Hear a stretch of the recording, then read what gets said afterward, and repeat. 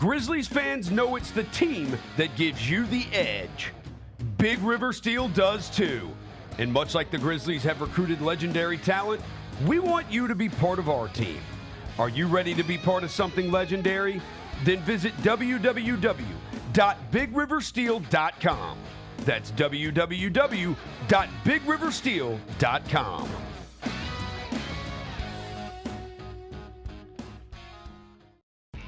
When it's all on the line, you turn to the strong, the stable, the unwavering. To those with a history of raising their performance to meet the moment. It's true in basketball. It's true in banking. Grizzlies Checking from Pinnacle. Play hard. Bank easy. Open a Grizzlies checking account with at least $100 and a recurring direct deposit by August 31st. And you could receive a $200 direct deposit bonus into your account. Details at grizzliesbanking.com. Member FDIC.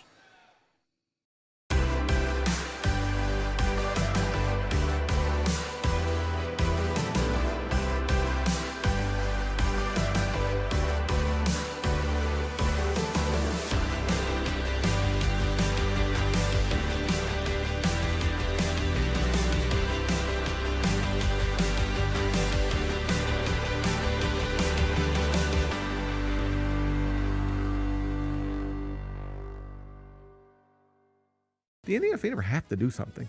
You cannot let her get hit like this. No. Because it's not just you're allowing people to think this is okay. It's you're allowing her to think that you don't have her back. Yes. Like whatever you think of her on a personal level, she is wherever you're going. If you're a member of that franchise, wherever you're going, it's where she's taking you. The Gary Parrish Show, live weekdays at 10 a.m. on YouTube at Grind City Media and the official Grind City Media app. We have another edition. This will be the third edition of the Debate Club. You guys are going to sell a shoe to Mr. Bennett Doyle, our producer over here. Oh, yeah. I saw these. Go. I've seen these. I saw these on social media, too. It's the perfect house shoe. I know, right? Like, yeah, it's not even a house shoe. I bet you they're really comfortable. You know, you heard of unisex. This is unifoot. Oh, my God. The Sneak Fest Show, live Tuesdays at 2 p.m. on YouTube at Grind City Media and the official Grind City Media app. Royal Flush Tour 2024. November 14th, FedEx Forum. A journey through the hits and timeless classics. The iconic band returns with special guests. Jason Bonham's Led Zeppelin Evening. Tickets on sale now at heart-music.com. Heart with Jason Bonham's Led Zeppelin Evening. Produced by AEG Presents. Now for a limited time, the new $1.99 crispy tender wraps are here at Sonic. Who could deny a crispy chicken tender with bold flavors like hickory barbecue and cheesy Baja? And we can't forget the crisp lettuce and melty cheese to make the perfect bite. Wrap yourself up with some TLC, tender, love, and chicken for only $1.99. Sonic $1.99 crispy tender wraps. Tax not included, limited time only at participating Sonic drive-ins. What is going on? What is it? Which one? What color was it? With speckles. Yeah, that's vomit. That's vomit. Yeah, that is the worst one. The vomit is the worst one. I'd like to remind everybody that this is her idea. She wanted to do this. Tune in to the Jessica Benson Show with CJ Hurt live every weekday at 8 a.m. on YouTube at Grind City Media and the official Grind City Media app. I think we have the college basketball title futures. UConn's #1. I really like Houston. I'd have them winning it all, but you can't be giving Drake jerseys. What is wrong with you? Maybe the Drake curse is stronger in college basketball. How long has he been riding with Kentucky? He wore an Alabama jersey and Saban retired. The Odds Couple with Rob Fisher, Lang Whitaker, John Roser, and CJ Hurt, live Thursdays at 2 p.m. on YouTube at Grind City Media and the official Grind City Media app. Mike did his favorite black films of all time. Mike, where we at? If there's one movie I know every single line to, it is Coming to America. There we go. It is Coming to America. It can come on any time of any day, and I'm going to stop and watch at least 20 minutes of it. Get all of your HBCU sports and culture news by tuning in to HBCU Huddle with CJ Hurt and Mike Wallace. New episodes drop every Thursday on grindcitymedia.com, YouTube, and Spotify. Live from downtown Memphis, this is the Chris Vernon Show, presented by Caesars Sportsbook on YouTube at Grind City Media and the official Grind City Media app. Now, here's your host, Chris Vernon.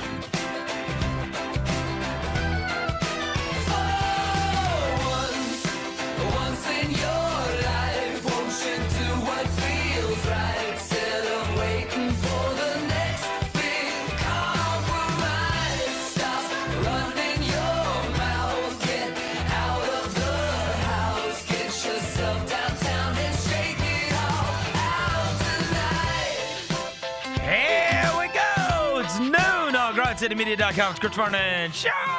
Welcome. It is the Wednesday, June 26th, 2024 edition of the show. Today on the show, it is NBA Draft Day. It is upon us. I got to be honest with you. I woke up, I was excited. This one's got some real juice to it. Of course, the Grizzlies are scheduled to draft 9th overall, but who knows the way this thing is going to play out, because no one is even super confident of who is going to be the first pick in the NBA draft, or whether or not the first pick will be for the Atlanta Hawks. We will get to all of that. Devin Walker is going to check in with us from the site of the draft, Brooklyn, New York. Jessica Benson from the Jessica Benson Show is going to be here with us. We're going to talk some NBA draft with her and the Karen Reed trial, I believe. Oh, I've deep dove on that one. It's hot outside, but smile. Let's do it. It's draft day. Turn it up!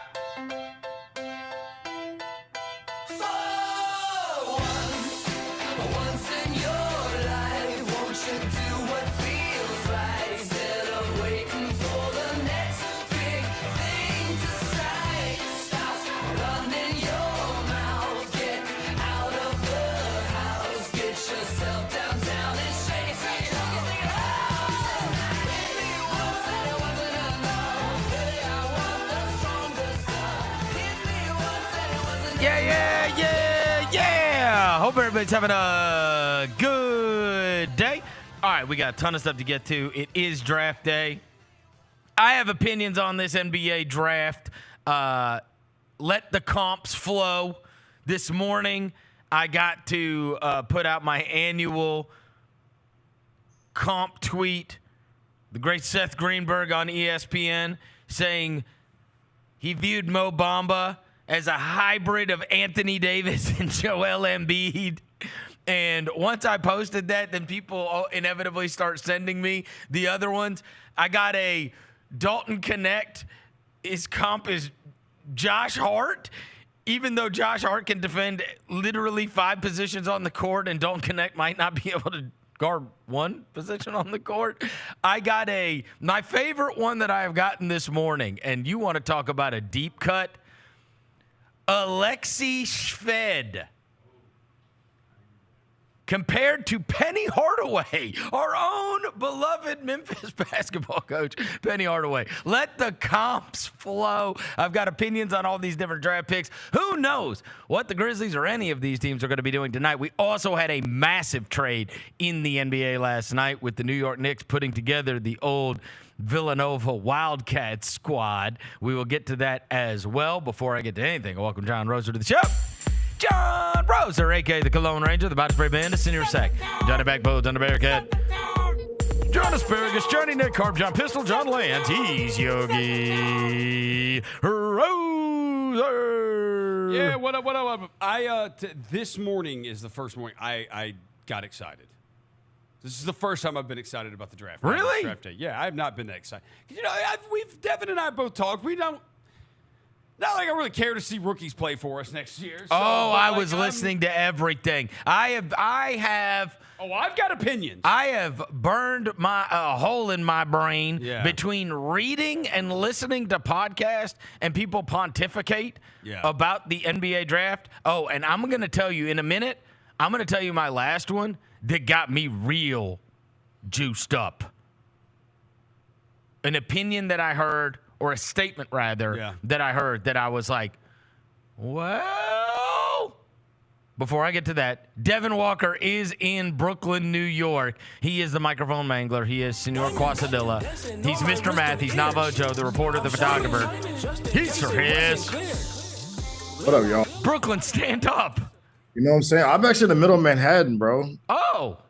Yeah. So you've got to go across town. Yeah, I gotta catch the train in about an hour. We're gonna catch the train to go over to Brooklyn in about an hour, about 2:15. Because we gotta do a walkthrough first.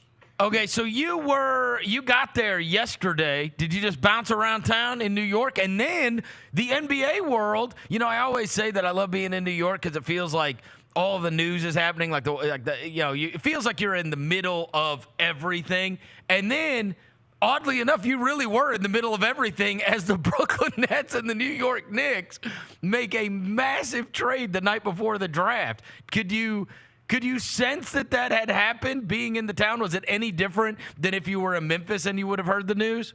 Yeah, bro. I was at a party last night when it happened. And so when it happened, you see everybody in the party like start looking at each other and they start doing this. They look up and they're like, yo. And so and it starts the conversation. So like you can tell when the moment happened, bro, it just like that whatever conversation people were having before the trade happened, it changed immediately where I was last night. I was at Say Less. Shout out Say Less, by the way. Was it all NBA type people? Yeah, like NBA type people, influencer type people. You remember Shiggy, bro? You remember the Kiki? Oh yeah. I met him last night at this party. Shiggy. Yeah, Shiggy was there. Kendrick Perkins, I saw him. I saw Mano last night. Mano. All the above, Mano. All the above. All the above. I used to have that song on my running playlist, and it was one of our intros. We used it on the show, yeah. Yeah. Mano was in the spot last night. What happened? How do you remember what he looks like? I was going to ask you what happened to Mano, but you saw him last night. Hey, look, he was that, bro. He is like 5'3" though, bro. He's a little dude. Is that right? Yeah, I'm gonna say you did not know it was Mano. Somebody told you that was Mano, right? Usually at these parties when people walk in the door and you see like 18 photographers just like snapping photos, you're like, okay, that's somebody that's important. Then I kind of like saw his face and I was like, oh shit, that's Mano. Hold on, there were 18 photographers taking pictures of Mano. No, he hired them. No way. I deny this. He's from New York, bro. Huh? From New York, I think. Oh, okay. All right. Yeah, so he was in there. It was a couple other people in there. It was pretty cool. It was super chill. It was I think this promotion called Aces, I think, put it on. And it was super chill. Okay. And obviously that trade resonated, right? Where you were. Everybody was like talking about it as soon as it happened. All right. Well, let me do this before I get into the draft stuff. Regarding the trade, last year I told you that I was pulled aside by some very influential NBA newsbreakers while we were at All-Star Weekend. And I was pulled aside and said individual said to me, your guy tried. And I said, what? And he goes, your guy tried. And I was like, who? And he's like, Kleiman. And I was like, oh, yeah? And he's like, bro. He's like, he was on the phone with Sean Marks late into the night after all that stuff happened. And he's like, and I'm not sure if it got to 6 picks. He's like, but I'm for certain it got to 5. He's like, he was all in on trying to get Bridges to Memphis. And I was like, oh.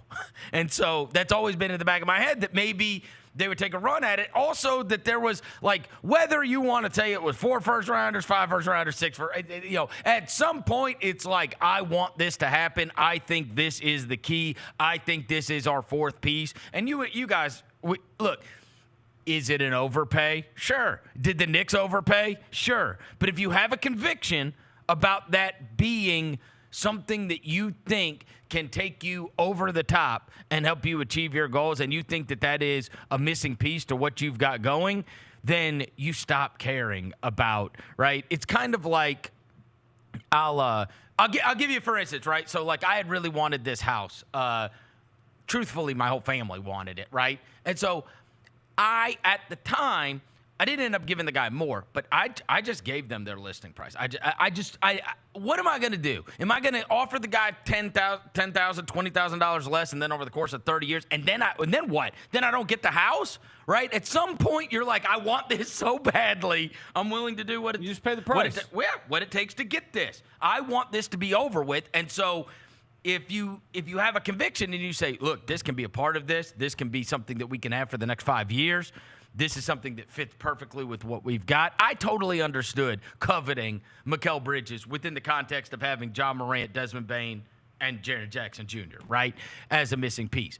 I totally understand why they covet having Mikal Bridges because of the instant chemistry that all of those guys have. Yeah. The fact that if we say if anybody believes in that, the best ability is availability, he never misses basketball games. Yeah. And he's an outstanding player as a high-level role player. Okay? And if you've got the guy that you think can take the last shot in the game, and you've got your all-NBA caliber player, and you may have two of them, because everybody conveniently forgets that Julius Randle wasn't part of that, whether they keep him or not. The guy was an all-NBA player literally a year ago, and they didn't have him either, okay? And so if you think, like, this is a piece that fits, you know that we're going to have great chemistry because all of these guys are like band of brothers, and if it's an overpay, it's an overpay, but we desperately covet this. And somebody, tweeted me last night, and they're like, where's that Rudy Gobert overpay energy? Well, the point with Rudy Gobert is I thought it was an overpay, and I didn't like the fit. Yeah. And you could say, well, look, it worked out. They got to the West Finals this year. And I would say, okay. But you were able to – the reason I didn't like the fit is because I thought that they were super dangerous with Towns playing 5 against us. And they already had Naz Reid. And I like both of those guys. And I thought that you are now going to be spending a fortune on this team, and you've got to win within the next couple of years, and you've got a 21-year-old star. And it's just not on that same timeline. Whereas I like the fit better and I like the timeline better for both what the Grizzlies, with their possible overpay for Bridges a year ago, or the Knicks and their true overpay. And I also am a Bridges fan. You know what I mean? I think, Yeah. and I think the Knicks are going to be absolutely awesome. Now, the great thing for us that came out of that is that this, according to Ian Bagley, is going to make Hartenstein available. Yes. Woo! Yeah. Yeah. So now this does come into play in terms of where are you wanting to spend your assets. There have been a bunch of rumors that have come out about the Grizzlies possibly wanting to get up to take Donovan Clingan, which makes all the sense in the world to most people, right? If you think Clingan is going to be an extremely good NBA big, then he's 7'2". He's got this freakish wingspan. He was just on this great team, and he is the exact archetype of what we have talked about wanting. You know what I mean? Like maybe he is going to be better than an Isaiah Hartenstein because he's 7'2", right? Yep. And let me tell you, I'm on the way in this morning, and I go back and I listen to a podcast that Ryan Russillo did with Dan Hurley talking about the UConn kids. And obviously Dan Hurley's going to be a tremendous promoter of those guys. But when he was talking about Clingan and he was talking about everything he brings to the table, and then he was saying, what is the feedback you have gotten from teams? And Devin, this is for your purposes. In the case that he ends up in a Grizzlies uniform some way, somehow, he said every one of them say they are sad to see him leave town because the kid has this incredible charisma. And all of these things he was describing were not common of a 7-footer, right? Yeah. They're usually big goofies, right? And they're all sometimes they don't really love basketball, sometimes they're silent bobs, sometimes they're whatever, right? But he's got a big personality and everybody loves him. And he said, and the second thing is this. And he's like, and let me tell you, Ryan, if he was on your baseball team, you would put him at shortstop or you would put him at center field. And if you whizzed a football at him, he would catch it like a wide receiver and he'd throw it back to you like a quarterback. He said, this kid is an athlete now. Okay. And I was like, oh, my God, don't make me drive off the road. Don't make me drive off the road, Dan Hurley. He was making me fall in love with Donovan Clingan. And I know for your purposes, Devin, oh, my God, if it did come to pass, and some way, somehow, they made a trade and they move up a couple spots and they are getting Donovan Clingan, I know you love hearing big charisma, big personality, because those are exactly the kind of guys that are perfect for your benefit. I got this for a reason. Huh? Big personality. It's the perfect thing to capture big personality. So yeah, I love that, bro. You talking me into it. I'm getting excited now. You just always want fun guys. Yeah. You want guys that like you hear that about, right? Yes. And the other thing, the athlete thing, and that sounds like a small thing, but how many 7-footers can you whiz a football at and it doesn't look weird? Like it hit him off the forehead or something. Yeah. Right? That's how it feels, Yeah. right? And he's like, no, this guy, he was like, he would play shortstop. And I'm like, shortstop? Like, he's like, he is like really athletic. All right. And I was like, God, okay, Dan Hurley. Bring Gunther to the end, baby. I want Gunther on our team. Well, and the other thing is he was talking about how he was like, he talks about that UConn team. And I do think that this is instructive when we're talking about the Villanova team. You know, I thought about this last night. You will remember, Roser, through the years, we have had Alan Boston on our show. And it's always been burned in my mind. That year, he came on the beginning of the tournament. This is the greatest year of Alan Boston's career on this show.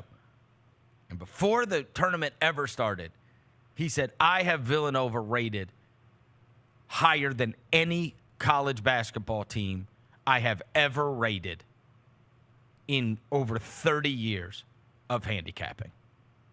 And we were like, what? What are you talking? And they mowed down everyone. Everyone. Killed them. Yes. Killed them. And we were like, oh, my God. Alan Boston had this thing pegged dead to rights. And you know who he said this past year? UConn. Yeah. He said UConn is the only team. He goes, I couldn't go any higher. He goes, I went higher than the old Villanova team. And what'd they do? Mowed everyone. Yes. And guess what's happened?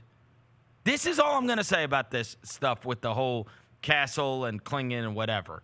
There was no way I couldn't get my head around last night and watching those Villanova guys get to come together and knowing how amazing they were in college and that they did not win and were an accomplished team. They destroyed everyone like they were an NBA team playing in college. And it's like, are we all going to look up and like, oh, yeah, surprise, Jalen Brunson, Mikal Bridges, and Dante DiVincenzo are all outstanding in the NBA? Right. Are we going to look up and be like, oh, surprise, Donovan Clingan and Stephon Castle? Because the Hawkins kid looked awesome last year in the short amount of time he got to play. He got buried on that Pelicans team. If he's on any other team, he plays. Yes. Didn't he have like 30 against us? Jordan Hawkins. I think he did. He has a clip. Yeah, he can shoot the pill off the ball. And it's like, are we going to look back and be like, oh, surprise, surprise, these UConn kids are awesome? Like, that would not be a shock. Yeah, it wouldn't be a shock. Because, well, look, we're all these years later, and it's like, oh, you mean the pieces of an all-time great team turned out to be awesome? Surprise. I mean, they were an all-time great team. They weren't like okay. They weren't like your average national champion. They were like, remember during the tournament, it'd be like 60-25 at halftime or something. You're like, what is going on? He scored 31 against Denver. Denver? Yeah, he didn't do anything against us. Oh, he didn't do anything against us? He only played one game against us. Okay. Yeah. Forgive me. Is that right? Yeah. He only played one game against us? Oh, I'm looking at his... All right, we lost Devin. I'm looking at his... I'm looking at his game log. He had 34 against Dallas. Oh. Yeah, 34 against Dallas. He had 21 against Charlotte. He had some games in here. 25 against Utah. Yeah, he had some games. I got you. Another 25 against Dallas. He killed Dallas. Yeah, it was when I think McCollum was out, right, for a while when he was getting his opportunity. But anyway, he looked good in his short amount of time playing. He looks like a hit. He looks like a draft hit, right? Yeah.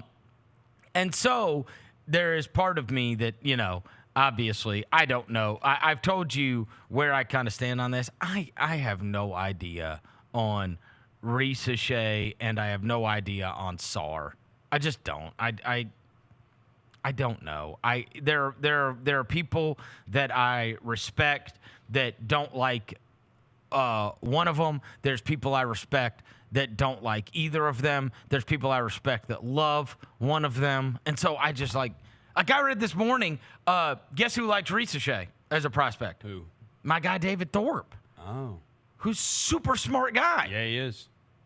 He's a super smart guy, and I think very good at talent evaluation. And so I'm just so torn on it. I just don't know what to think about. I don't know what to think about having Zachary Risache as the number one pick. I am well aware that that's what everybody says is going to happen. That is where the Vegas odds are, and I can only tell you that for me, in this particular one, there's not enough unanimous conviction on him and Sarr for me to not want to play it safe.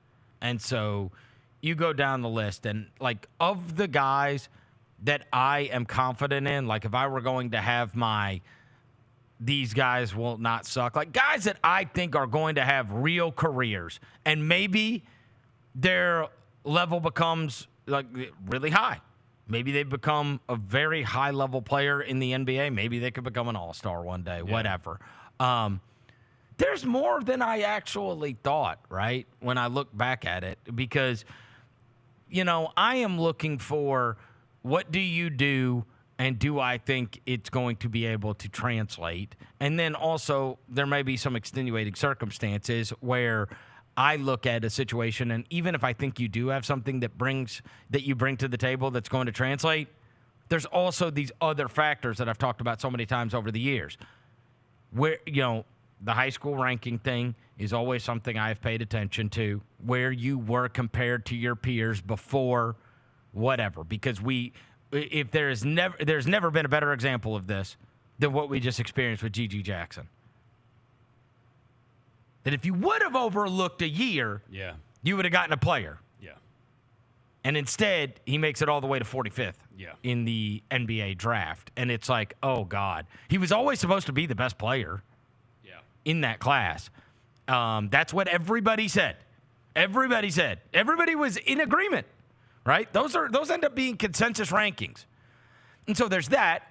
And then the other thing, and I've talked to you about this, like you go through it, like just take the freaking Kentucky guards. Yeah.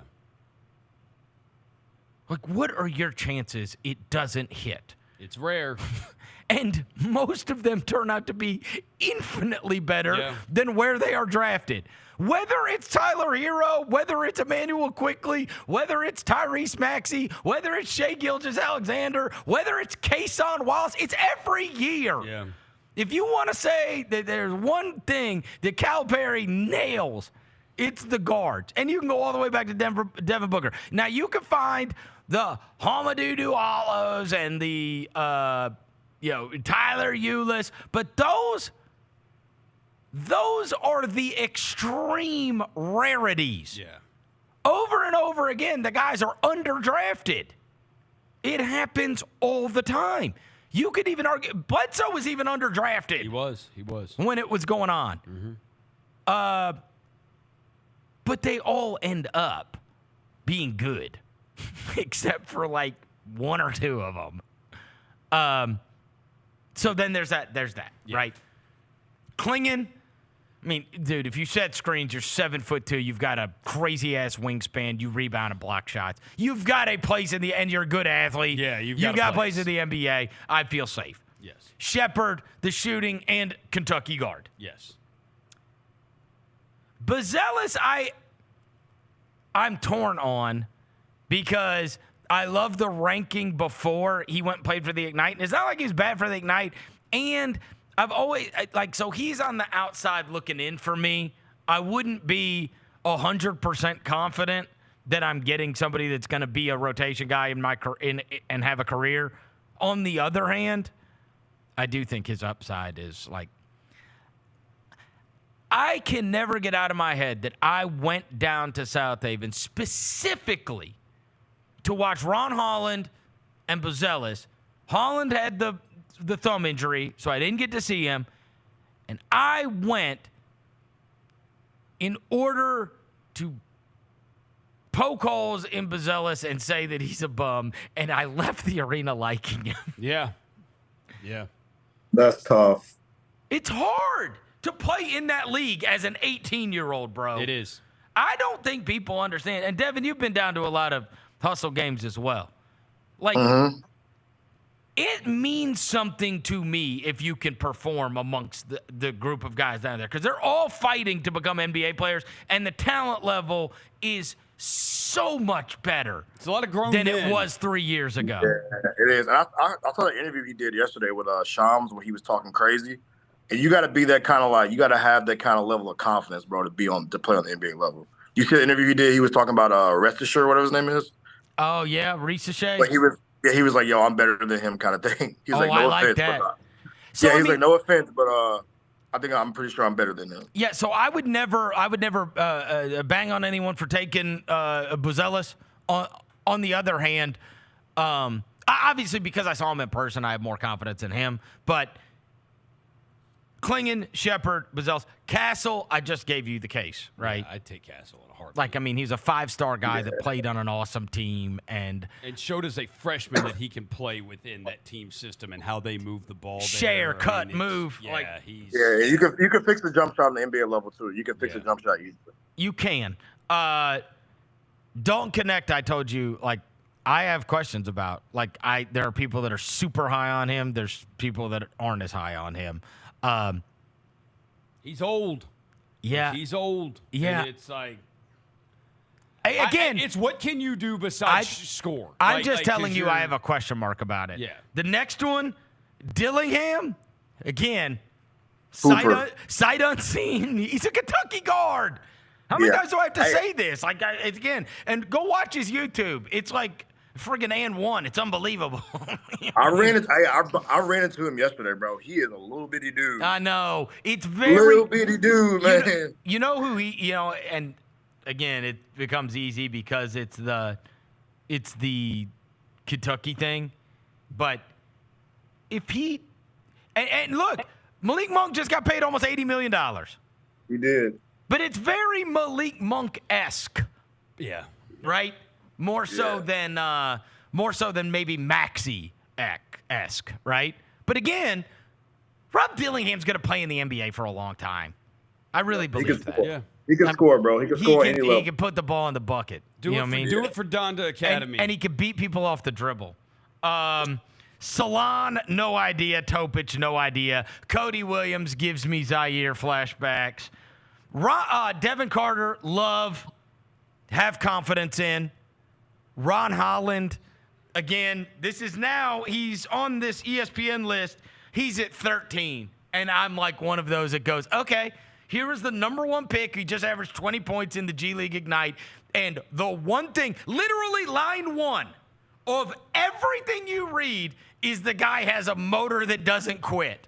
And I'm like, okay, so he was the best player and then he's got an unbelievable motor? Like, okay, then just give me him. Yeah. Yeah. So I'll take that. I'll take a dog any day. That's where I am. What? With the Grizzlies. Ron Holland? Like, if Devin Carter's not there, and you're going to pick at 9 too, and he's there, just take Ron Holland.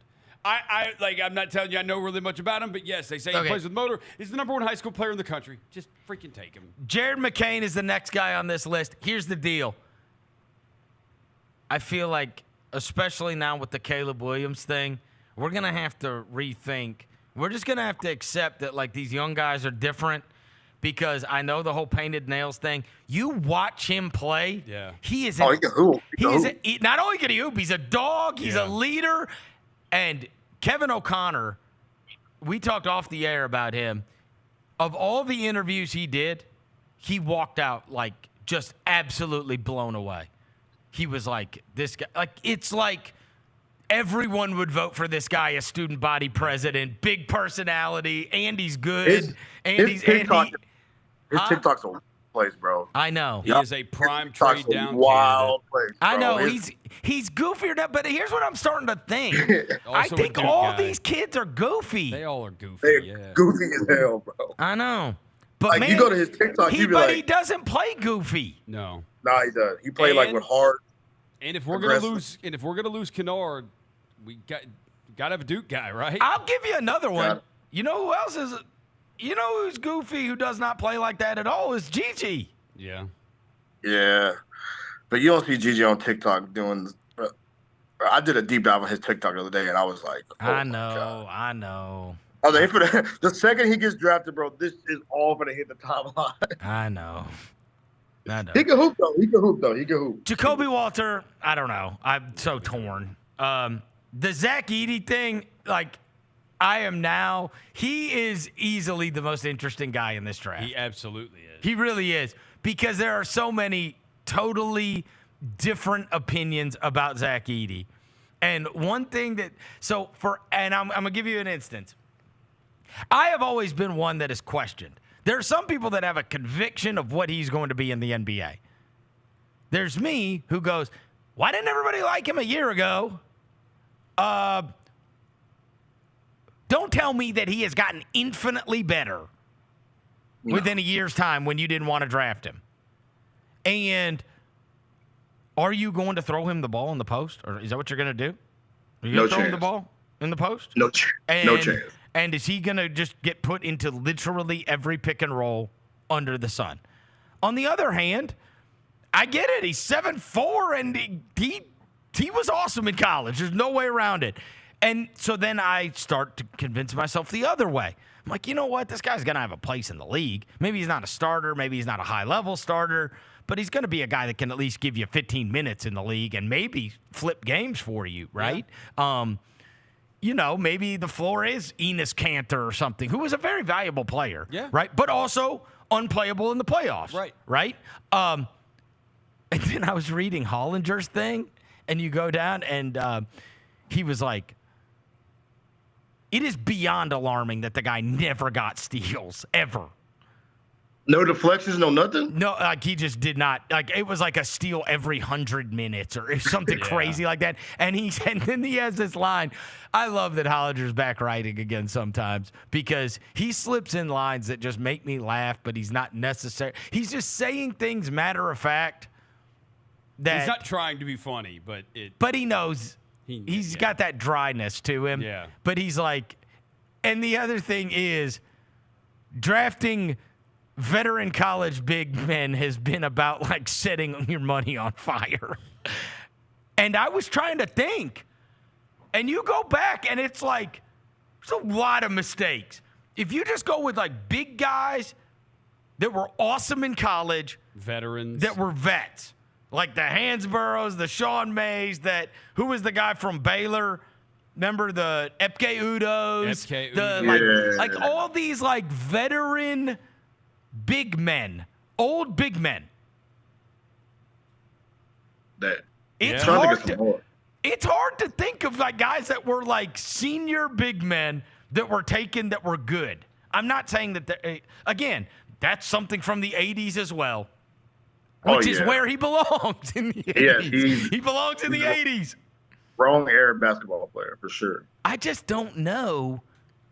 I mean, can you remember somebody that was like? I mean, you can even go back to like the Kirk Hastings at Indiana, and was it Mecca? Was it Mecca Okafor? He was a veteran guy. He was. Yeah, Mecca. He won Rookie of the Year, didn't he? It depends on what you're expecting the player to be, because like, and where I guess you're drafting him, because like, you know what's easier for me to do? All right, look.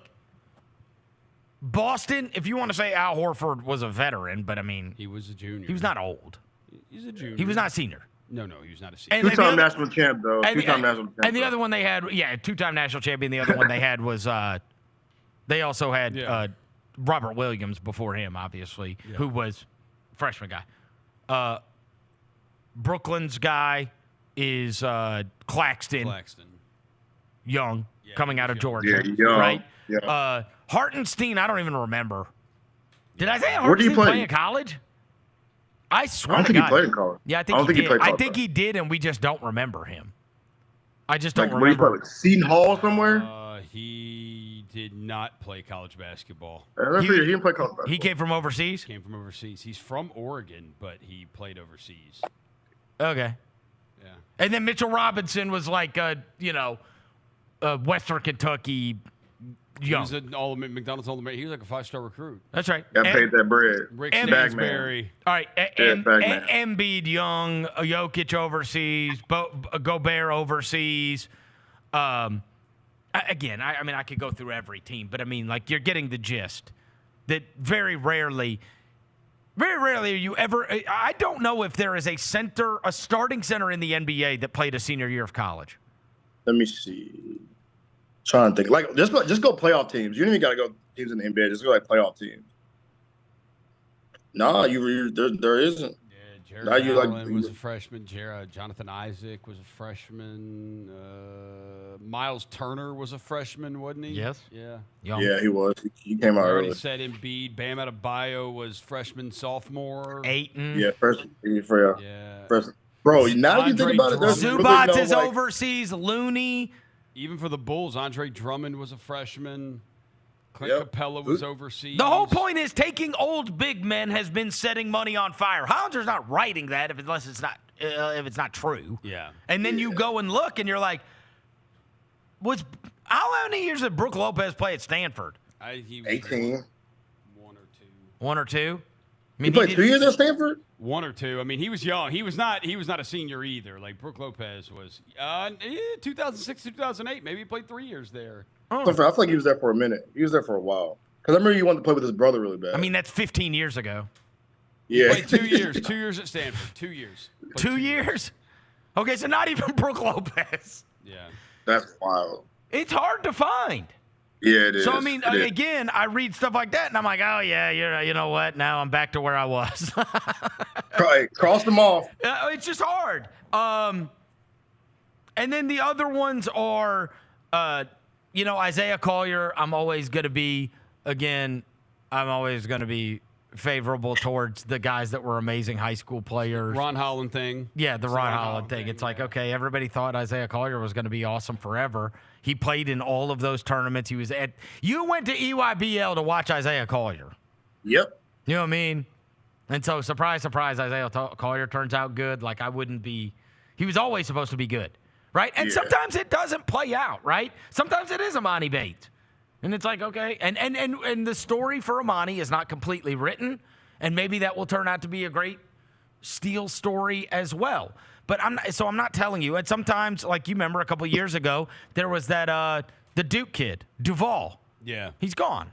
You know what I mean? He's like playing in a Canadian basketball league. Like, it just doesn't. Duval. Sometimes it's Josh Selby, and it doesn't play out. Like, I'm not telling you they're all hits. I'm just saying, if Isaiah Collier ended up being good, it's not shocking to anybody. No, I watched. Right? It's like Cole Anthony. That whole year, you remember I was like, just take Cole Anthony. I was telling people, that guy's going to get drafted too low because I see where he is in these mocks. Yeah. And guess what? If you redid that draft, Cole Anthony goes higher. Yeah. Like, he's a good NBA player who's going to make a lot of money and have a career. Yeah. Right? Just being a scorer, yeah. And if Isaiah Collier turns out to be Cole Anthony, you nailed that pick. Especially in the second half of the first round in this draft. Yeah, where he's projected to go, yeah. Right? And then Khalil Ware, who we've talked about, right? Like, if you're taking there's so many ways you can go on this when you're the Grizzlies, and it's like, do we think they're going to allocate their money and they're going to try to bring in are they going to do the Dallas thing and go young to fill that center need, or are they going to try to bolster up the other parts of their roster with or they don't mind bringing in a young guy to another part of their roster, but having a vet at center, right? Like, it kind of feels like to me that on the big front, let's just say the Klingon stuff is true, and they do want him. And That seems to be the buzz. If you can't do it, if the price is too high, if somebody just takes him, or you can't get up to do it, I wonder if you then just say, you know what, we'll trade down. We're going to take a stab at Khalil Ware or whatever, right? Because that's another need guy. And then we've traded down. Now that we're doing that, and we're going to go and we're going to get our Hartenstein. We're going to get our Jared Allen. We're going to get our Nick Claxton. We're going to get whatever. And then that's kind of the Dallas model, which is we drafted Lively, but we got Gafford, and now we've got two guys that, because these bigs are always better playing 20 minutes. Yeah.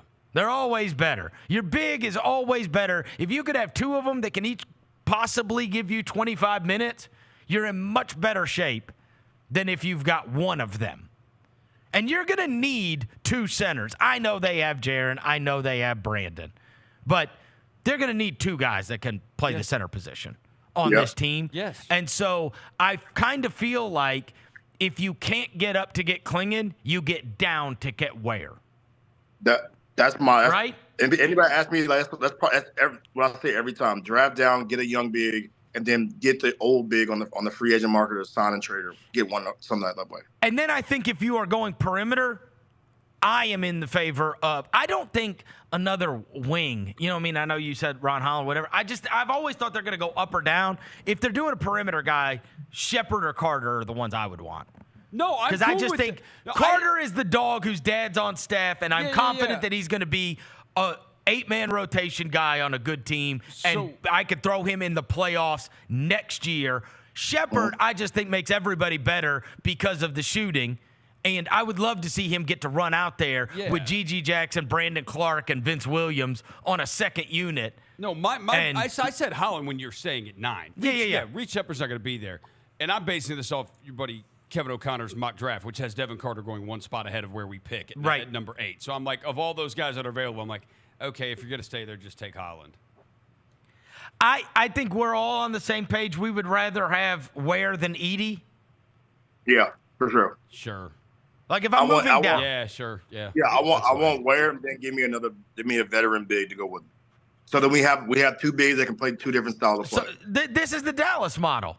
Yeah, exactly. Right? So they've got Gafford and Lively. You've got Claxton and Ware or whatever, right? Exactly. Well, because the other thing is, too, even if you get Klingon, you're probably going to want to have somebody else as well, right? Somebody else that could do something. And so I think you're kind of – I don't think there's not the amount of minutes at shooting guard, right? No. And I just think your wings, if you are expecting, and some of this is going to depend on what you're doing with Kennard, but if you are keeping Marcus Smart and you are keeping Vince Williams and you're keeping G.G. Jackson and you're keeping Desmond Bane and you're keeping, right, like I don't even know where Kennard fits in the mix. Like he's probably like to me, you're finding somebody that could give me some minutes on the ball, or you're finding somebody that is grabbing me rebounds and blocking shots. Yeah. I just don't think those wing positions is what you're addressing in the draft. So there's not that many minutes on the wing. No offense to all these guys. I mean, I think that there's some of them that I think I like the Ron Holland, Jared McCain, whatever. Like, I mean, I could talk myself into getting excited about them. I just don't know where they fit. Where are you playing minutes? Like, I'm trying to get somebody that can help me next year, and it's like you've got to be like super talented or have like in the Shepard case, shoots a cover. 52% from 3 is 52% from 3, bro. Like the guy can shoot, and you get open shots when you play for Memphis. So I think he's a good fit. Klingon, obvious. And then you get down, and I guess Khalil Ware's the other guy. For me, I could just see it fitting a need. That's a guy that you could see running the pick and roll. Ja throws it up, and he just over everybody. Yeah. And the other thing is he was a McDonald's All-American. It's the Lively thing. It really is. It's exactly what it is. He is so helped by Lively. Because guess what else? Huge questions about Lively. Huge. He was not good at Duke. No. He got put in a good situation, man. He got put in a good situation. And then they turn around and they're like, oh wow, he got. And you know who talked about the situation he was put into, Dev, is Rich Paul in that interview when he was talking exactly about he was talking about the same thing goes for all of our guys. What we're trying to find is the best fit for the player. That's it, because we're not as concerned about we're most concerned about where they fit and where they're going to play and the kind of opportunity and fit they have with these teams, because, and this is a smart way to think about it, the second contracts are $200 million contracts. Yeah. Like, if you're able to fit and thrive in these roles, and again, no matter who they attain in the draft, you are not going to be one of the top 3 shot takers on the team. Nope. You're going to fit in, bro. So you're looking at role, but guys are, whoever you're taking is playing a role. And so I look at it and go, what roles need to be filled? I always want more perimeter defenders and dogs. That's the Carter role. I always want more shooters. That's the Shepherd role. I always want guys that can rebound the ball and block shots and finish above the rim. And to me, that's Klingon and Ware. Mm-hmm. I mean, I think it, honestly, like, it might be my list of guys, right, that I like. Is there anybody else that you guys would want? I'm still not convinced. I'm not convinced that they're going to get a big guy. That they're going to take a big guy though, if they don't take Klingon. If you were trading down though, what are you trying to get? Maybe they take the kid from Duke, the McCain kid. Like I don't think that. For what? What does he play for us though? For what? I'm just saying. I don't think it's a given that you do take a big man, because this is a need. Your whole offseason is filling needs. You don't have any holes. I don't know if will they get to view it as that we're filling a need in the draft? Yes. I don't know if Zach does it that way. Like, I don't know if he's going to view it that way. Why would you get Jared McClain if you got G.G. Jackson, who plays the same exact position he plays? Like, I don't think it's a guarantee that you're going to take a big guy there. I don't, especially when you do. Ultimately, we're talking about Lively in the. I think it's Mavericks. a big guy or another ball handler. Look at the team that just won the title. They go 5 out. Like, they go 5 out. It's not about just having a big man. Well, that's why you have Jaren Jackson Jr. That's why you have Jaren. That's what I'm saying. I think Jaren plays in those situations. If it's 5 out, Jaren can play in those situations. Yeah. But if you're playing like a normal game, you can play the Jaren at the 4, whoever the rim runner at the 5. And Kleiman has made it abundantly clear they are addressing the center position. Oh no, I know. I just don't know if they can't trade up for Klingon. I don't know if they're going to do it. Well, the only other one is Ware. That's it. Yeah, I don't think Edie is the kind of player. No, I don't think they'll take Edie. I don't think. Yeah, I think it would be Ware. Longer. He runs like this. He runs too hard. I just don't think he fits with Ja. No. Yeah. We need somebody that does this. Yes. Somebody that can run with the team. No, I'm not going to be surprised if they don't draft Ware, but like, I don't think it's a given. I feel like we're talking like it's a given that if they trade back, that's what they're going to do. No, I'm saying that's what I want them to do. Okay. Because I was saying, we don't know what they're going to do. We never know what are you being clear? No one has said this is what they're doing. Nobody knows what they're going to do. Okay, my whole role on this show, you've been with me for 20 years. All I do is tell you what they should do. I never tell you what they're going to do. I tell you what they should do, and then I come back and say, I told your ass to take Moses Moody. Instead, you took Zaire Williams. Yeah. Come on, bro. Let Zaire live in his tweets, bro. He got his tweet off this weekend, bro. When you start, what is going on outside? Yeah, it's going to rain. Is it end of days? Yeah, it's going to rain. Wait, out there? Bro, it just got way dark. Yeah, way dark. Oh, yo. What just happened? Yo. I don't like this, Roser. I don't either. I don't like this. Not on draft day, bro. No, not draft day.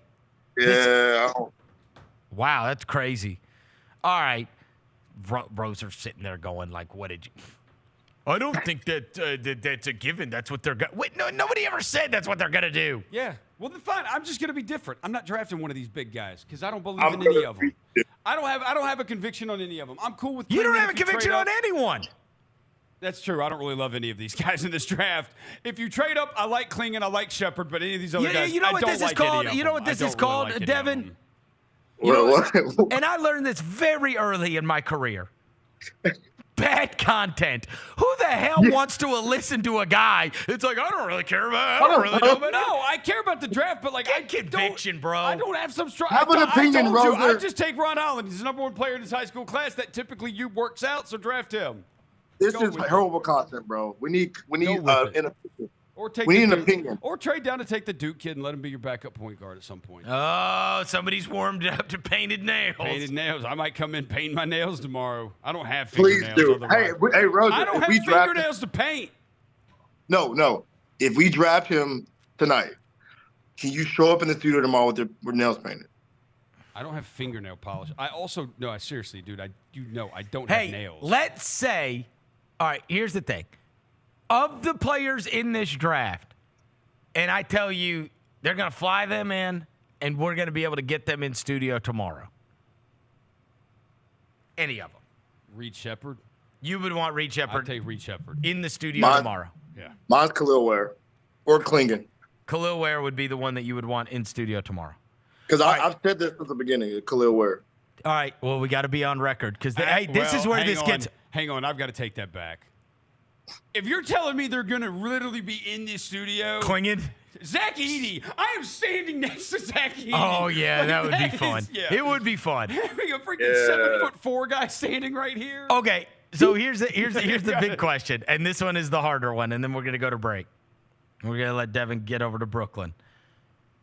Who would you most disappointed is in this studio? Stop, bro. Stop. The guy. Don't you punk out now.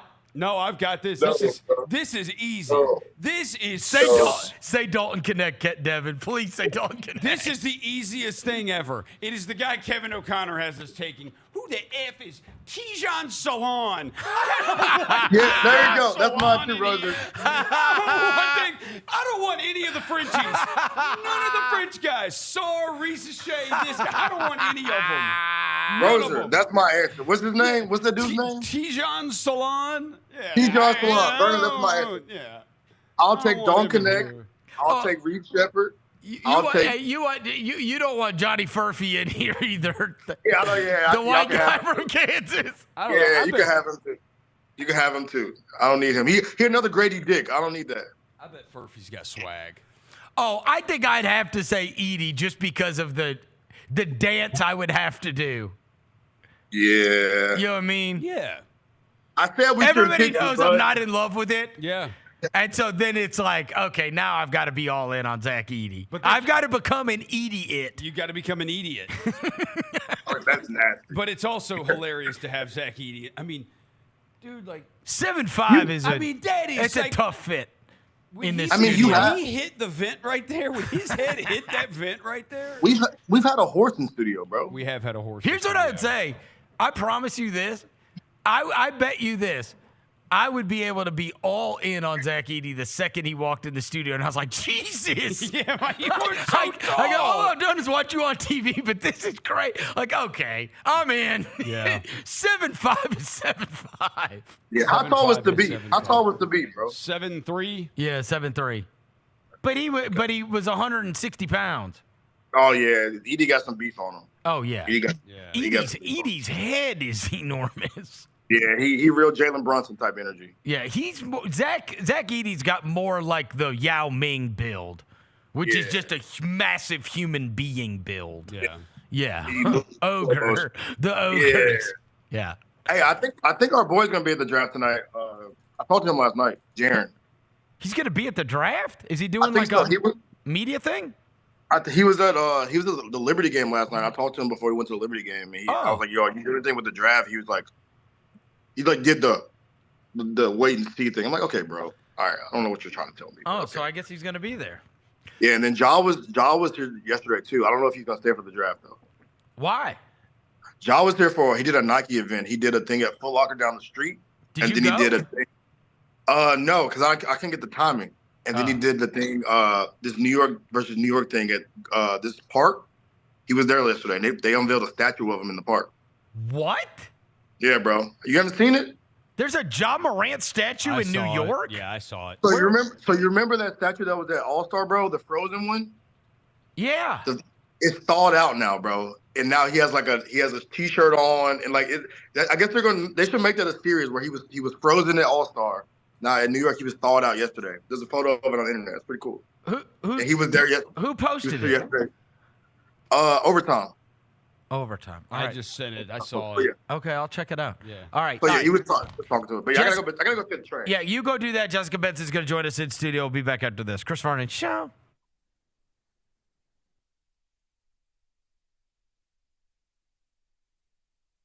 Shall we talk about our favorite NBA Finals MVPs? Number 3 is a little bit of Canadian history because it's the first and only NBA championship that the country as a whole has. I'm going to go with Kawhi Leonard's second Finals MVP. I still get my little heart warm even thinking about it, and I was there watching every game. IMHO with Lang Whitaker and me, Kelsey Wright Johnson, on YouTube at Grind City Media and the official Grind City Media app.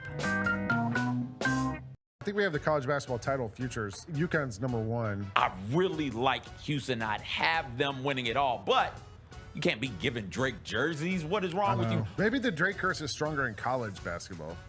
How long has he been riding with Kentucky? He wore an Alabama jersey and Saban retired. The Odds Couple with Rob Fisher, Lang Whitaker, John Roser, and CJ Hurt live Thursdays at 2 p.m. on YouTube at Grind City Media and the official Grind City Media app. What's her name? Susie, the one with the Miss steamboat. Susie had a steamboat. The steamboat had a bell. Ding ding. The Susie went to heaven. The steamboat went to hello operator. Please give me number 9. And if you disconnect me, I'll kick you from behind the refrigerator. There was a piece of glass. Miss Susie sat upon it and broke her little. Tune in to the Jessica Benson Show with CJ Hurt live every weekday at 8 a.m. on YouTube at Grind City Media and the official Grind City Media app.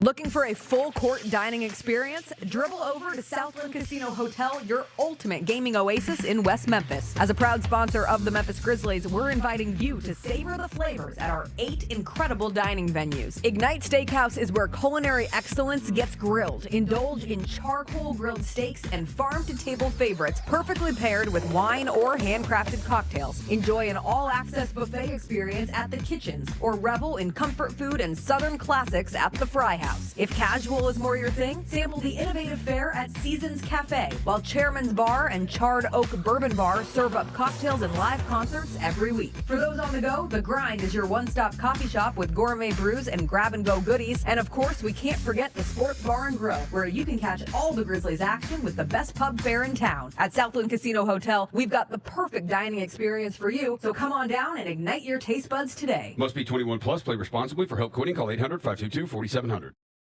LifeCare Ambulance is proud to be an official partner of the Memphis Grizzlies and FedEx Forum. At LifeCare, they wear their hearts with pride. Their passion is their people. They want you to love what you do and where you do it. Their employee-driven culture encourages a healthy work-life balance and supportive work environment. They invest in your success and well-being so that you can provide the best care for the patients that they serve. Join the incredible team of EMTs and paramedics in Memphis, Nashville, and across the nation today. Learn more at lifecareamb.com. If you look at it as far as the number 9 pick over the years, there's been some pretty good players that have surfaced at number 9. Of course, Dirk Nowitzki, who won a championship. There's been a lot of great guys, but who knows if there is a great guy in this draft. Hey, Grizzlies fans, be sure to tune in to Grizz Beat, where the panel and I break down all things Grizzlies and take a look at the rest of the NBA as well. The show is live every Wednesday, 2 p.m. on YouTube at Grind City Media and the official Grind City Media app. The Indiana Fever have to do something. You cannot let her get hit like this. No. Because it's not just you're allowing people to think this is okay. It's you're allowing her to think that you don't have her back. Yes. Like whatever you think of her on a personal level, she is wherever you're going. If you're a member of that franchise, wherever you're going, it's where she's taking you. The Gary Parrish Show, live weekdays at 10 a.m. on YouTube at Grind City Media and the official Grind City Media app.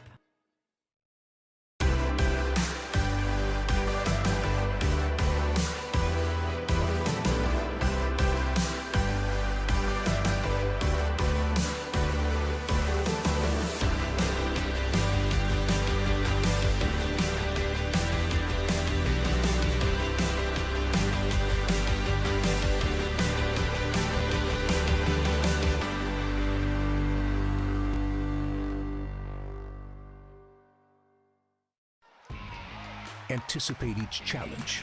Make a quick response. Capitalize on every opportunity. And win. Greatness won't wait. It's true in basketball. It's true in banking. Grizzlies Checking from Pinnacle. Play hard. Bank easy. Open a Grizzlies checking account with at least $100 and a recurring direct deposit by August 31st. And you could receive a $200 direct deposit bonus into your account. Details at grizzliesbanking.com. Member FDIC. The Grizz girls are no ordinary dance team. They're known across the NBA for setting the standard for world-class dance and entertainment. From hip-hop to jazz, the Grizz girls do it all. And they're looking for talented dancers with dynamic personalities to join the team. Do you have what it takes to join a premier NBA dance team and entertain Grizz Nation both on the court and in the community? Visit grizzlies.com/auditions now for more information and show us what you've got at open auditions Saturday, July 13th. Welcome back to the Chris Vernon Show on YouTube at Grind City Media and the official Grind City Media app, presented by Caesars Sportsbook. Now, back to your host, Chris Vernon. Microphone 1 2 1 2. Pack the whole place out. Watch what I do.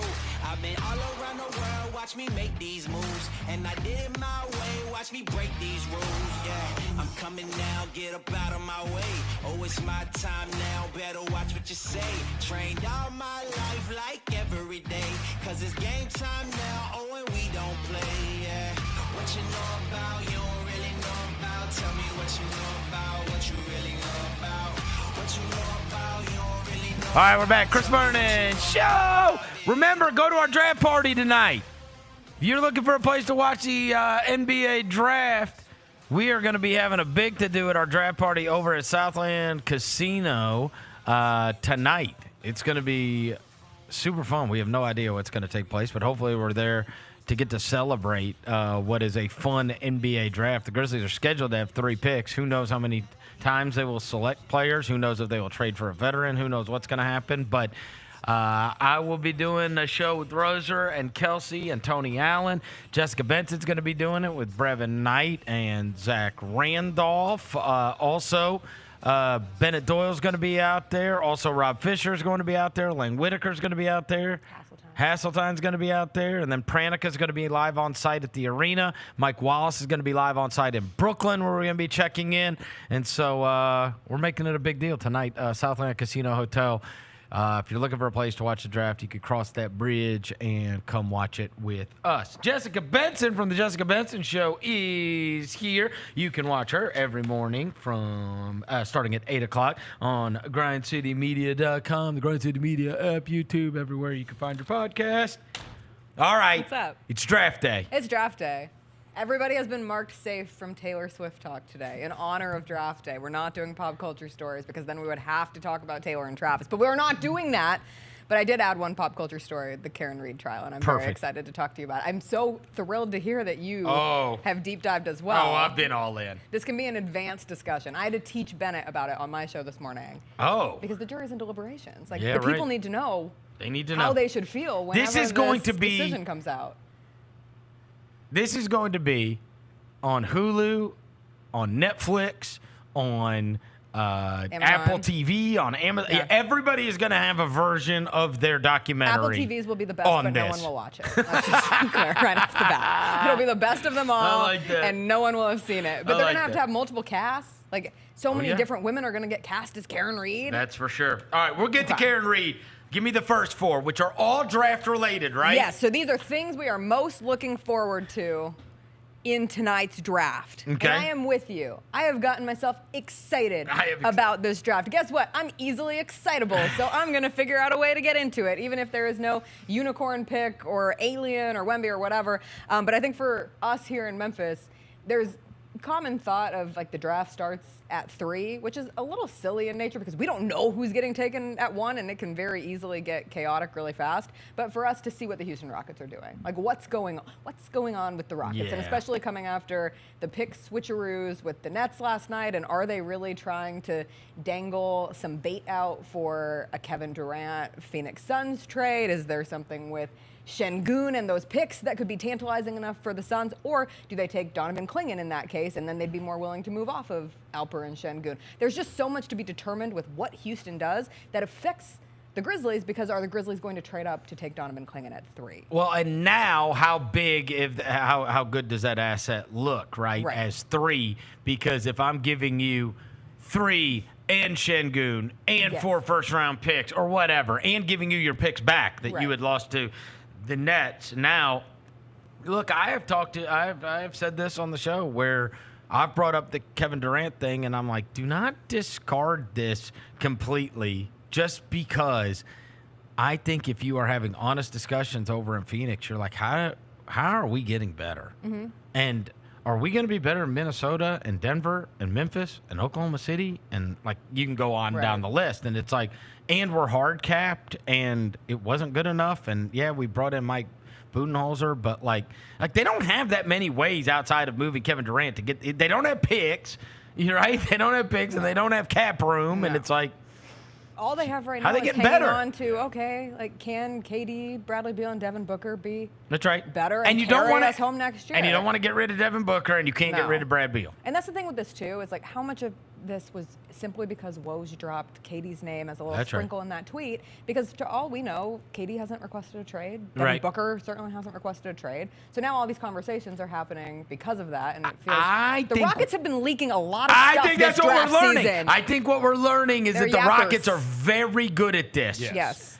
They- I agree. The same thing goes for everything we've heard about the Grizzlies, be it the Marcus Smart piece of it and just the clinging And piece of I'll it. tell you this: Kevin O'Connor, who I do that the mismatch with, has told me 4 times, you are not trading Marcus Smart to get 3. No.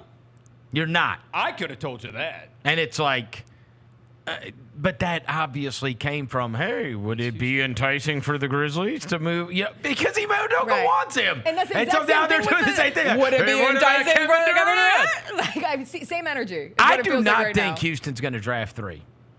I don't. No. I don't think they're Yeah. going to draft 3. Here's why. Şengün, Jalen Green, Tari Eason, Cam Whitmore, Amen Thompson, Jabari Smith. I mean, you got 6 guys in your first 3 years of your contract. You're developing all 6, and you're going to add another one? Where? Where are you adding another one to develop? Unless it's Shepherd. And I know that's where, a lot of the mocks have him going. And you just say, all right, he's going to play behind Van Vliet.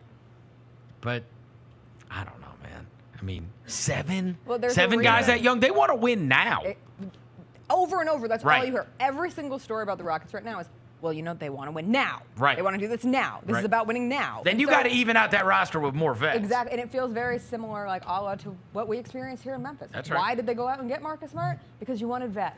You wanted older voices in a locker room, and I know Dylan Brooks was added to that locker room last year, and I'm not trying to disparage that fit, but adding even more is helpful for all of those young guys. And again, you get to this point where you just have overload of young players who are really good and really promising, but you can only have so many of those on one roster. That's right. It's just a fact of the nature. And of it, so. and they're guaranteeing these other contracts. So they say they're picking up the team option on Jay Tate, who I've always been a fan of, and then they're going to pick up the, contracts of Jeff Green and Jock Landell, and they're doing that not because they want those guys necessarily on the roster, but they want things that they can pair together. So I just don't think.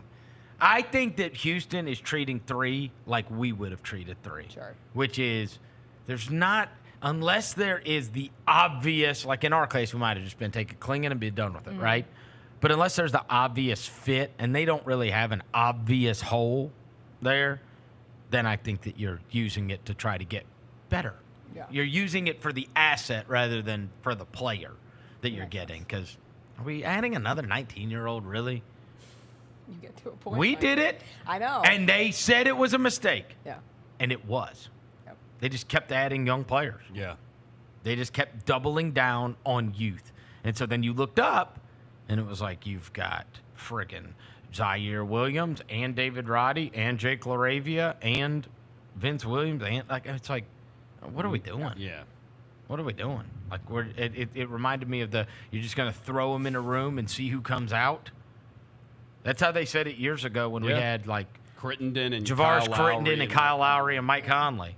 And it's like, The and then you Thunder, don't as get you're saying value that, for the others. Effective. Yeah. Because now they don't have value.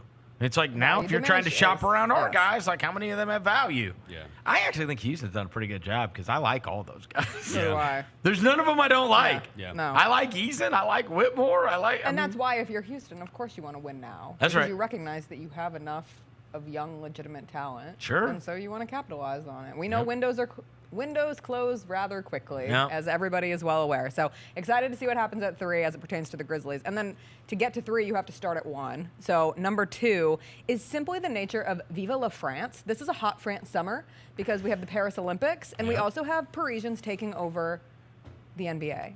And maybe Parisian's not correct because they're from all around France. I don't want to just limit them to Paris. But I was reading Mark Stein's Substack this morning, and he pointed out that last year there were 14 Frenchmen on NBA rosters, and by next season we could be up to 20. Yep. So this is a slow takeover. And the fact that we could go last year having Wemby, number 1 pick. This year you could have 2 Frenchmen be 1 and 2 with Risacher and with Alex Sarr. And even just seeing what ends up happening with the Atlanta Hawks, like, are the Hawks using that number 1 pick? Does it get traded to San Antonio? Where do we go from here? Is Victor Wembanyama trying to make San Antonio Little France in the US of A, where he just creates this French super team? And I think figuring out how much of a voice Victor Wembanyama, if any, like, we don't know. I just listen to a bunch of, I'm like you. I'm not a draft expert, but I sure listen to a lot of podcasts and read a lot of people who seem to know what they're talking about. The French thing is interesting. The French thing is because fascinating. we've had busts. Yes. We've had Ntilikina recently. We had Killian Hayes recently. Yeah. Both of them are not in the league. I just said he just got cut from the French national team. Here's Hollinger had this in his article in The Athletic on the draft. It said, and it was talking about the numbers that I believe it was Risacher put up over in France. He said, historically, drafting players like this from France hasn't ended well. The 2 perimeter players in the last 2 decades who hit as imports, now this is crazy, were Evan Fournier and Nicolas Batum. Both of them had much more impressive numbers in their pre-draft seasons. The ones who didn't, the Frank Ntilikina and Sekou Zamboyas, were overdrafted based on seasons a bit worse than the one Risacher is having, but Risacher's statistical profile is much closer to those guys than to Batum and Fournier. Wow. That's a number 1 pick. Yeah. I was like, damn. And it is crazy. Do you think about it? It's all bigs. You mentioned the French thing. Bilal Koulibaly, the jury's out, right? He's just very young.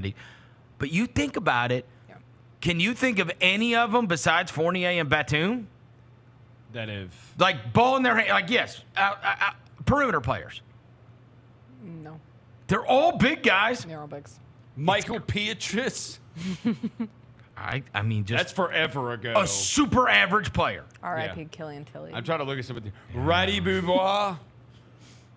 I'm looking at all the guys. It's kind of wild, isn't it? Yeah. He didn't die. He's just. But I mean, the Risacher thing, when he's like bringing up the statistical profile, I'm like, this guy is supposed to go number 1 in the draft. So did you see Timothy Luwawu? That guy, he was not good. Luwawu, Teo Maladon, not good.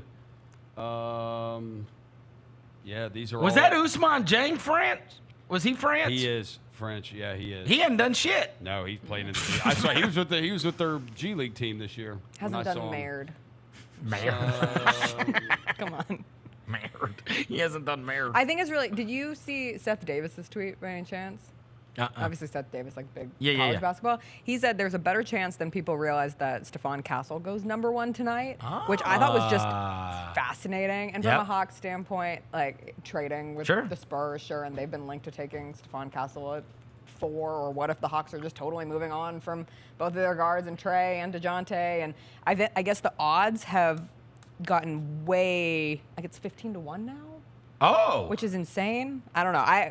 It said odds went to 75-1 to 15-1 in a few days. On Castle. Yeah. Wow. So it also might mean that that's not the Hawks. Exactly. Yeah. And that's where the Spurs come back into play. But would they have to trade up to 1 to take Stephon Castle? I don't think so. I don't know. I mean, exciting times. Well, also, are you willing to give up 4 and 8? Yeah. Or 4 and whatever. Jeez. So we will see if the French thing. You may just look at it and you say Castle is a perfect fit with Wemby, and we don't care what the price, you know. Yeah. And Throwing the lobs to Hawks, Wemby. I would the love to see Hawks are Castle sitting there lobs to going, anyone. man, we need to, like, the reason we can't. This is the same thing the Nets just did last night. We can't tank because we ain't got our picks, right? Yes. The Hawks, it's like, okay, we need to take a step back maybe, but we don't have our picks because we friggin' traded them to so they need to they can get it back from San Antonio. That's why they've always come up as a partner for San Antonio, because the idea that San Antonio could give them back the picks. Yeah. They could get those back from them. This may be the moment. A You know what I return mean? to sender It of might. sorts. Well, and also the Hawks may just say, you know what? We like Bazelis the best, and we can get him at 4. Yeah. Or we like whoever the best, and we can get him at 4. What will the Pistons do? Right. Whatever will they do? I know. All right, next up, just the question of every year we have a player who is taken way higher than anybody anticipates earlier in the draft. Is there a player, I'll start with you, is there any player that you think is going to go higher than their projection that you've come across? And I know you've talked about a couple of them. Like Devin Carter could be an example for one of those guys. I think the Carter buzz has been so much that, like, he At may this very point, it well wouldn't have a top surprise 10 anyone. promise. Would it but he's surprise already you? there. Right, yeah. Oh, probably Holland. Holland. Yeah. If he moved any further. Yes. He was the number 1 player. Yeah. So in a draft of which everybody's like, I Do don't you really ignore know. one bad season Yeah, and and the then other do thing it is and I go could have from seen there? somebody brought him in and had a workout, and if it's really the motor, and they're like, dude. It's 100% the Pistons. Right? Well, and that's apparently the thing with Bazelis too. Is anytime you bring him in for a workout, he's incredible. Oh, yeah, So, Bazelis, but he's supposed to go in the top 5. Yeah. So, I mean, of the guys that are, I'm looking at this thing and going, yeah, I think I would say Holland. Of the ones that go higher than what they are projected right now. Where does the one that you're looking at have Nikola Topic? Topic is on this one. He's 10 on this. This Okay. is ESPN's. This is ESPN's best available. Okay.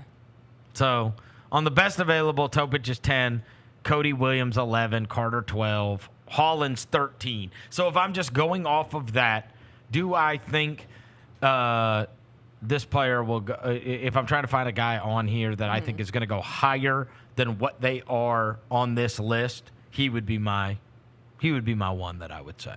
If there's somebody there that goes 5 spots higher than what they are what they are on this list, I think he's the most likely candidate. Okay. Because he was supposed to go number 1. Him and Bazelis, but That's how Bazelis is I still in feel the top about 5. That's how I feel about Topic. Okay. Not number 1, but top 5, and then obviously so it's a stash right. project. Yep. He's not going to play next season, coming back from an ACL tear. Also Serbian, not French, so you don't have the worries. Different country.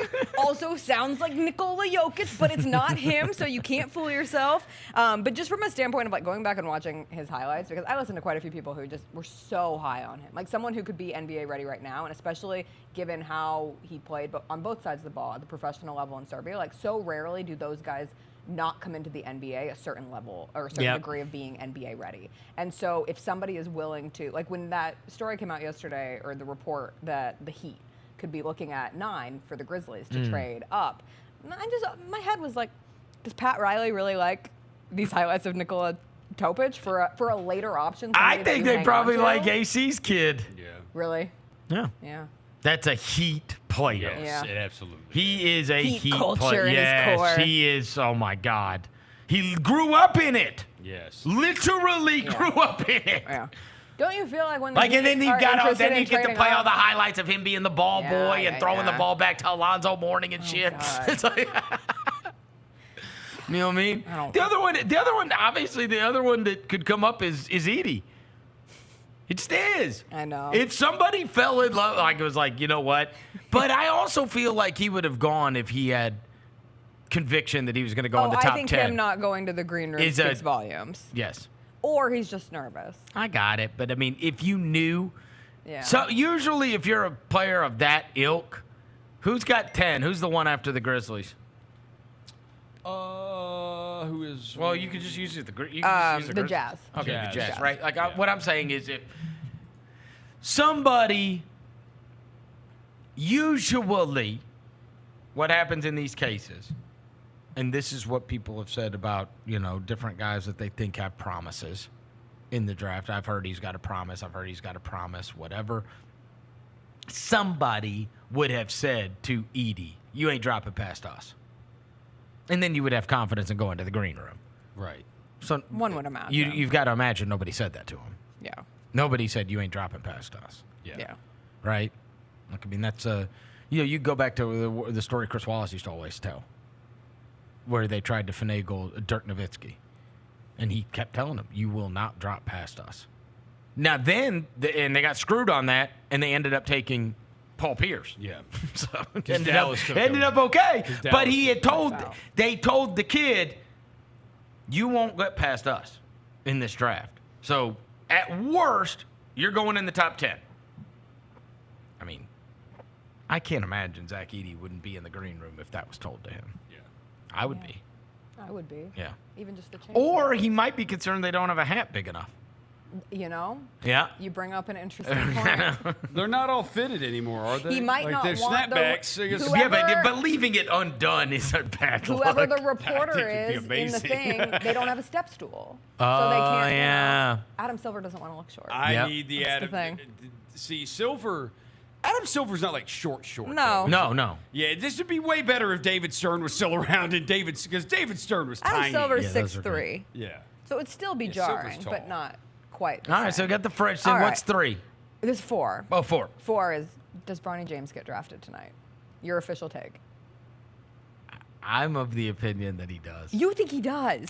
Here's why. Oh, my God. I think he does, too. Here's what I think. Oh, my. All right. When you said any player that you would want to be in studio tomorrow morning, you have to say Bronny James. The numbers would be off the chart. Okay, let me throw this at you, okay? Okay. I've been saying this to these guys. I do not think it's I think that Rich Paul is trying to get everybody to not do it by saying that doesn't really matter to him. We don't really care where he goes. Like, he didn't work out for anybody but 2 teams, okay? Right. So, A, you do care where he goes. B, this whole, like, it's not essential to LeBron to, he doesn't have to play with Bronny, right?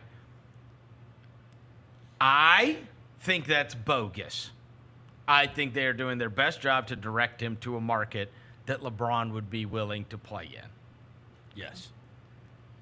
Is there a 1 in 4 chance, a 25% chance that LeBron James is on your roster over the course of the next 3 years if you draft Bronny James? I say yes. Yeah, because you cannot convince me. If I told you that you would get LeBron James, would you take him 9? Oh, God. No, but I'm so Yes, you no, would. I'm What so are you talking about? Future-oriented. You're sacrificing. What If are you? Oh, I guess you're just taking him 9. Bruh. What are your odds of getting him? You said 1 in 4? Yeah. 25%? That's why I don't gamble. I'm bad at this stuff. Come on. I mean, if you made it 50%. Bro, if you it thought would you were feel a getting little more LeBron confident. James, you would Yeah. I Well, okay. Hear me out. Shut up. I wouldn't. You're an idiot. I think you would if you're. I recognize I'm in the. If you're the minority Grizzlies right now, of course you. As I sit on this for a second, He fits perfect. of course you do, because you don't. Like, yes, you need bolstering of your front court, right? But that can still come through a vet. You do not need your big to come out of the draft. You don't need a draft pick to hit necessarily this year. So yes, you would have. What I'm saying is, because you would get LeBron James. I to just walk in think this so. door. And the other thing is this: if you draft him in the second round, then they can finagle with the whole contract thing and whatever, right? Right. If you draft him in the first round, you've got him for 4 years. He has to, if he's going to play with this kid, he has to play for you. I see that's the thing. So I'm with you. No, so I'm looking at these teams like, do you think they may have a talented young You squad? can't Do just you say think I'm if- not playing for you or I'm doing my 2 years or whatever. Do you think if New Orleans took him at 21, like LeBron, I don't care if they have not. LeBron James does not want to go play basketball in New Orleans. I agree. Like he does not. He also wanna doesn't do want to that. come to Memphis. No, he does not want to go play basketball in Salt Lake City, Utah Right. either. Like he Does he doesn't wanna want to go go to do Toronto? that. What if the do you think Pistons about took him at 5? He does not want to go play for the Detroit Pistons. I got you. At some point. But what I'm saying is, I think a team sits there and goes, you know what? It ain't about drafting the kid as much. Like, we hope we could develop him into a guy that can play for us. But does this get us simply LeBron James? I'm standing on that. The Cavs at 20. It's the Cavs at 20. Yeah. he would go play back. Of course he would. That's why we all made a big deal. deal out of it when he's sitting courtside at the Cavs playoff Cavs games. at 20. Come on. People started imagining, what Cavs does it at mean? 20. My hope is the Raptors at 19. We thought. I know, I think that'd be funny. We thought Knicks, but with the Mikal Bridges thing, it just can't dealt happen them. now. Yeah, they dealt the picks. They dealt them. I'm gonna say. I say he does go tonight. I'm saying he goes tonight. I'm saying he goes 20 to the Cavs. My dream funniest one would be him going 19 to the Raptors. Okay. Because LeBron James doesn't want to go play in Toronto either. Yes. I'm just saying, if you do, you're either A, holding the Lakers hostage, or whoever he wants to go to, or he's playing for you. Or the Lakers. I believe. Look, But don't you if believe it were me, I would want to play with my son. If I'm still Yeah. capable of playing, to me, that would be the most the important paternal thing. instinct would overtake? It would be the most important thing that could happen in my career. Seriously. There would be nothing that's never happened. Ever. And if you have got him on your team, there's two options there. Either LeBron is playing for you, or you're going to be able to get real value for him to somewhere else, because you are trading him to a team that you're not trading for Bronny, you're trading for LeBron. Yeah. I think he will go tonight. I think ESPN hopes like hell he doesn't, because otherwise tomorrow night is. Yeah. Oh my God. Or tomorrow let's just say afternoon. people are not tuning in for Cam Christie No. Sure getting aren't. drafted. Sure aren't. Keyshawn George from Miami. I want to know where Juan Nunez goes tomorrow. Oh. Here's a better question. It's Great actually player. not better. Do you think David Jones gets drafted? Oh. No. No. I don't. I think he does. You think he does? Late second? Yeah. Second round. I'd be rooting for him too. Yeah. That's the only I'd Tiger. The be other one's very wrong. happy if he did. There's like 5 of them in the draft. I You saw the Instagram. The post. Instagram post today was wild. Draft day. I wouldn't have promoted that. You know, I got it. manifestation. I got We're it. in our manifestation era. I got it. So But when my initial Turning dreams reaction is, into reality. what draft are they in? the draft. Oh, a draft. the technical draft. Matt Moore, I guess, put out a report that league sources suggested that Memphis has put as many as 3 picks with protections up to try and move into the top 5. And that includes the number 9 pick. Ooh. I am unsurprised. Completely I've unsurprised. never believed they will take the ninth player in the draft. Never. I will be most surprised if they take the 9th player. There's in the no draft. chance. That is my. They're moving up or they're moving down. moving up or moving They're down. Yeah. either not going to be able to get done what they want to get done by moving up, which is take Klingon or Shepard. Okay, other big breaking news. Breaking news. Breaking news. John Morant has followed Donovan Klingon on Instagram. John Morant has also tweeted as well. Just the bear You know what I'm emoji. saying? So he knows his draft now. He's locked in. He's locked in. Somebody said, "How do you know if it's new?" And this person said, "I checked 2 or 3 days ago just to look." So Morant wants a center. Everybody on that team wants a center. everybody on a team wants the center. And I think that he started following Klingon Yeah. on Insta. I love it. Yeah. I want him. Damn I told it. you, I mean, I don't know if you heard earlier, but I was listening to this Dan Hurley thing, and I was like, oh, my God, I love it. He said this kid is, he said if he was on your baseball team, he'd play shortstop yes. or center field. If I heard the same if thing. you whizzed a football at him, he'd catch it and throw it back at you like a quarterback. He's like a real athlete. And I was like, please, go. real athlete and like real Loved cool him. guy. Yes. Apparently. Everybody loves him. And I was thinking, even watching the finals and everything that goes with Derek Lively, right? Like, so much of Derek Lively's ability to be what he ended up being for the Mavs this year came because he was a vocal leader. He had as a rookie, you just don't see that. And like you were saying, as a rookie big, they're so usually a little gawky, a little like trying to grow into themselves. Weird. And if you get someone who has that like character level on top of also being a player fit, I think they covet him.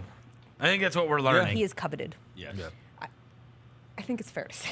And I think we've the heard it over and over again, and so you're so accustomed to this front office working in silence. Yep. And so it feels like, oh, I can't trust something that I hear. No, it's because just that- certainly here's the what- front office wouldn't be so out there, but it's just I think there's so much consistency with it. Well, here's the that's thing. where we're getting it.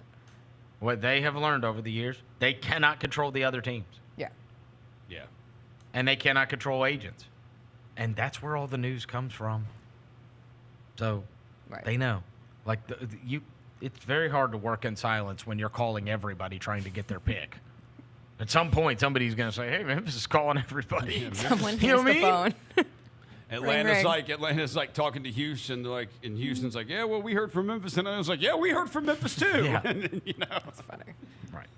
Beautiful. All right, what we got for All right, four? real quick on Karen Yep. Reed. Oh, yeah, We're at yeah. Karen Reed. So Okay. if you need a draft break at any time. Okay, so and we won't get too in the weeds on this. No. For those that don't know, Karen Reed, it's the biggest case in Massachusetts in many, many years. She goes out one night with her boyfriend, John O'Keefe. He was a cop, and they're out at a bar with a bunch of friends. They go back to a friend's house for a party. John O'Keefe gets out of the car, goes inside to this party, whatever. There's conflicting stories on that, whatever. She ends up leaving the party, and she goes home, okay? The next morning, she is awakened, and John O'Keefe has never come back home. She goes back over there, and John O'Keefe is dead in the driveway. Snowbank. They have said that she hit him, backed over him in the car, and so she has been accused of second-degree murder. And none of it adds up. None of it. And I do not believe for 1 second she did this.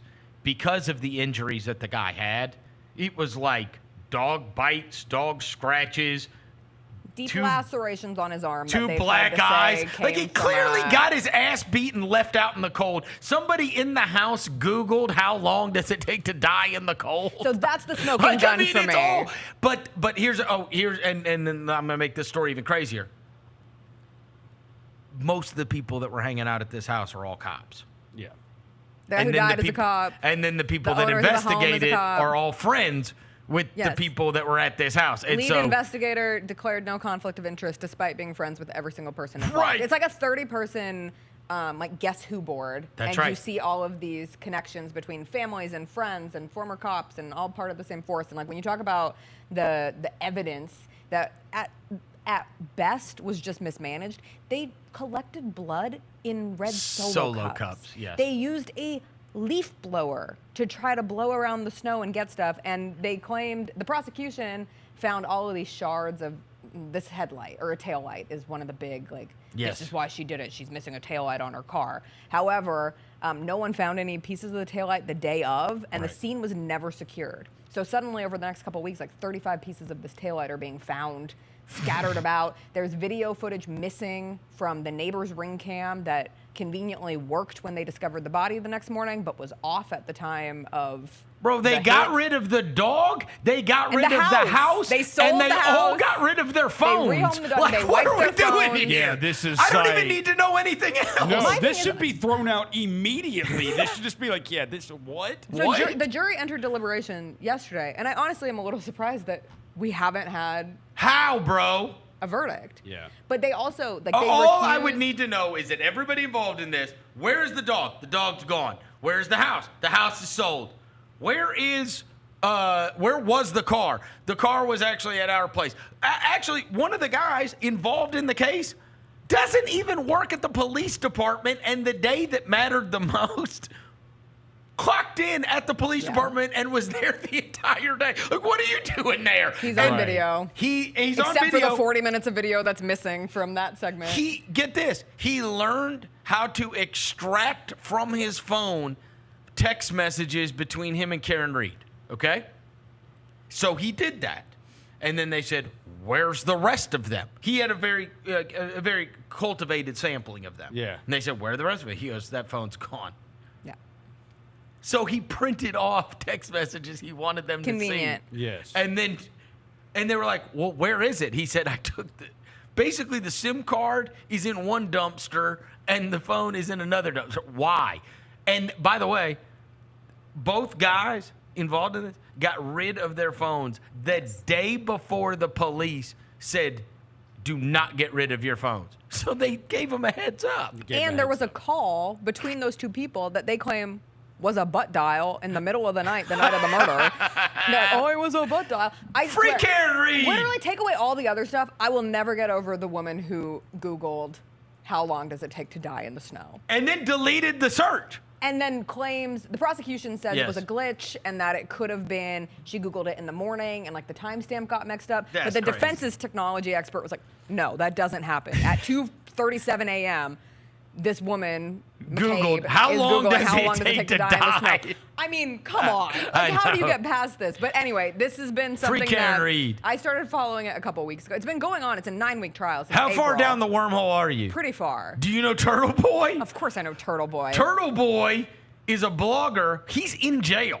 Oh. Yes. Because he was would, harassing witnesses. Yes, he would show up to like these people's kids' football games and be like, "Why are you getting Karen Reed?" Yes. yeah. Turtle Boy don't play. They recused one of the jurors yesterday. Oh, they did? Like right in the midst of this going into deliberation, juror number 3 is no longer a part of the conversation, and we don't know why It's exactly. probably Karen Reed's sister, or it's probably what's it called, John O'Keefe's No, sister she is was what they're going to find sympathetic out. towards Karen Reed. Like the assumption was like she was making too big of facial. I don't know. Okay. As she's learning new things, it was clearly that she was sympathetic to. There's no way Karen she can Reed. be found guilty. If she is, I don't know what's going to happen. Like I mean, my There would be an TikTok appeal now is. Oh no, it's free Karen Reed, bro. You look up one thing and the algorithm hops on, and I don't really get into this kind of stuff. I'm not a true crime Yeah. person. I hate true crime podcasts outside of the big ones, right? Like I did all the serials. Yeah. This feels like that. Are the other serials good? I liked the second. I only did the first one, the Adnan one. Yeah. The other one's The good? second one was good. I remember listening. I actually listened to it on my drive to Memphis when I was moving here, and I remember it being. Man, I pretty good. love Listen to that. Dr. Death. Oh yeah. That was a big one. Yeah. Memphis Um, guy. Yeah, but usually I just wait for these to be documentaries. Yeah. That I watch whatever ones are considered good. And originally with this case, I didn't want to deep dive it because I was like, oh, this is gonna be great when the documentary comes out. But in the end, Have you I want watched- to be a have part you of the watched Perfect conversation. Wife? No. Oh, dude. Is that a new one? You got to watch Perfect Wife. Oh, I saw the. Hulu. Yes, I was on Hulu watching. It's awesome. It's So 3 good. episodes. It's amazing. Amazing. Perfect Wife. Perfect Wife. Yeah, I love these. They're All still right. deliberating. They are? I'm excited. All right. All right, we'll see you over there at Southland See you tonight. there. Thank you, Jessica. Thank you to John Roser across the glass, even though he has no opinions. Thanks to Devin Walker in Brooklyn. I have plenty of opinions. Just not about NBA draft prospects.